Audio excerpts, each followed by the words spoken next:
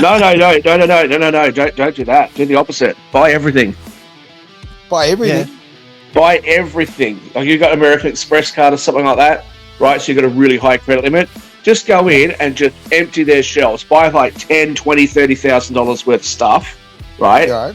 And then return it. Go through the cash out. Go through, do it, then come back in. If it's a $300 withdrawal, do the $300 withdrawal from your ATM card. But you buy one item, take $3 out. Buy another one, take another $3 out. Then after you've got like 20 grand worth of stuff, go back to the return space. Oh look, I made a mistake. I don't know what I was thinking. Just these guys. They want to muck around with us. Muck around with them back.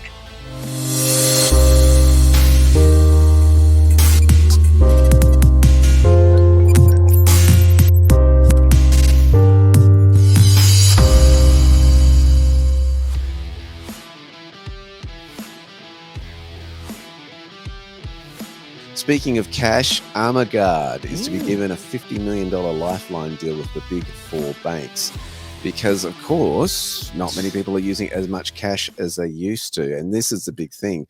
May would have been interesting. Deal was struck between Armaguard and major banks and retailers, insurance services or access for at least another 12 months.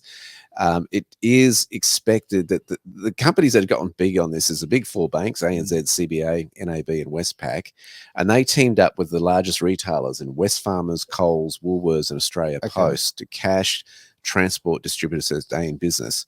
These businesses need that. It's saying we still need it, but it's like, wow, you better start diversifying if you want to stay around. I mean, otherwise they're going to become Kodak. Yeah.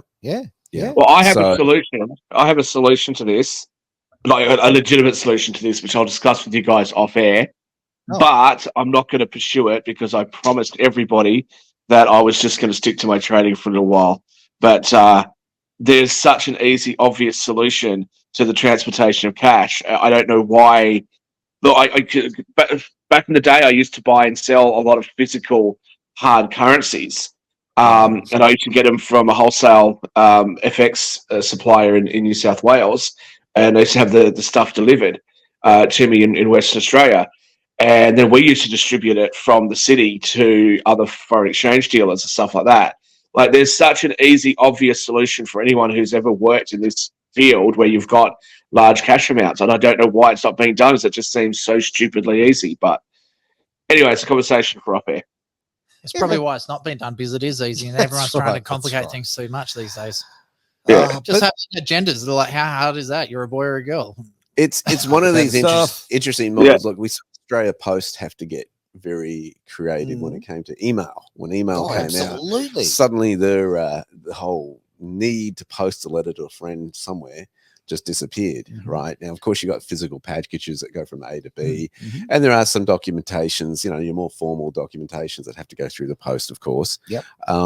But can you remember the last time you got a personal letter from someone? I've had one in over 18 months, and that was a postcard from Mum, because she's in Greenland. There you go. And it's usually that generation that will do that, right? But when was the last time you sent a postcard? Oh, look, I'll show how much I care. I'll send you a text. Exactly. That's about it. Text. I don't even do that. It's a Facebook message. So Australia Post, what they start doing, you can pay your bills here. And now they're, of course, being the bank. If you want it, Bank West have dropped all their physical branches. And so Macquarie doesn't do banking at all anymore. They won't even accept checks, cash, or something else. So if you're like strata fees and all that sort of shit, you've got to go into Australia. What is it? What's a check? If you want to go get cash, you got to go to the post office now to get it for some banks. Right. Because they just shut down their ATMs as well. Yeah. Oh, so there you go. Armaguard can deliver cash through Australia Post now. There you go. Try and find an ATM. It is ridiculous. You can. They're just not the banks that you can use, and you're charging $3-4 just to get $20 out. Yeah. Well, I paid you cash today. You did. Guess where I got that cash from? Australia Post. No, under the mattress. IGA. They bought some groceries and I thought, can I get some cash out, please? Did she look at you funny like? No, they do it all the time. Like, what is this? It was. How much do you want, sir? And I'm going, how much will you allow me to? And there you go. But I had to get some cash out recently as well. But they made me buy something. No, Woolworths, you can just walk in and get cash out. Woolworths made me buy something. Really? Yeah, it was. Okay, that must be a new one. So. There you go. No, Well, fair enough. If they're gonna do that service, I get it. You can buy they charge the bank for the 50 fee. cents of chewing gum or whatever it might be. The chomp bar. It was $1. No, and it was stuff them. Stuff them. They started offering cash outs in order to attract people to their stores. Yeah. Right. So if they made me buy something just on principle, I'd buy it. Then I'd go and return the thing. Just on principle. You know what? That's actually a really good idea.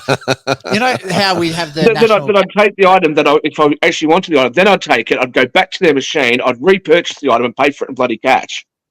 Yeah, I know that would achieve absolutely nothing but make me feel better. But me feeling better is all that matters in this situation. So we've been having the national cash out day, telling everyone go to the bank, get your money out. No, let's really fuck over the big shopping centers as well. Okay. Let's do what Shaq just did. Go buy a chewing gum, a packet of whatever, get the cash out, maximum amount you're allowed to get out, then return the product, and just do that to waste their time. They've got you're not getting the sales. They've got to pay the staff to do all the work, and you're taking all their cash reserves. Well, I think that's a great because you know what? I work for Coles, I work for Woolworths, I work for all these companies because everywhere I go, I work for Kmart. It's self-checkout everywhere you go now. There's no Bunnings staff. has the returns counter. Yes, I just go there and make them do it. Yeah. So there are ways around it. But I know. I'm just stating the fact that most staff are disappearing as well. Yep. So always pull cash out when shopping, but they usually limit to $100 to $300. So that's from. Well, that's okay. You go to one shop and then you get your money out and you go to another shop. Yeah. Ooh, and there's more. And they have a minimum pre-buy now at a lot of more places, so just do the minimum pre-buy, then return it. Yeah. How much is the pre-buy? That's what I want. Doesn't matter. I'm returning it. No. Don't do that. Do the opposite. Buy everything. Buy everything. Yeah. Buy everything. Like you got American Express card or something like that, right? So you got a really high credit limit.